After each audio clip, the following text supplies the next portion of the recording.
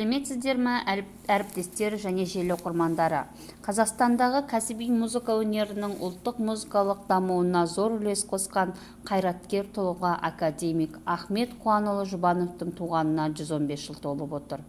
Күй атасы Құрманғазының есімін, мұрасын ұрпақ кәдесіне жаратуға тікелей еңбек сіңірген, қазақтың музыкалық аспаптарын жетілдіріп, халық аспаптар оркестрінің негізін қалаған ғалым композитордың есімі ел тарихында алтын әріптермен жазылып қалды.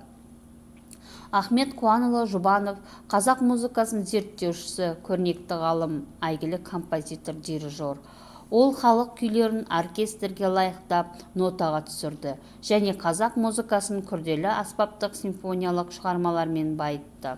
Олар тәжік биі, қазақ билері, Төлеген Тоқтаров және тағы басқалары. Композитор ретінде қазақтың музыкалық мәдениетіне өзіндік мелодиялық өрнек қосқан ондаған ән мен күйдің, романстар мен хорлардың, аспаптық симфониялық және вокалдық шығармаларының авторы.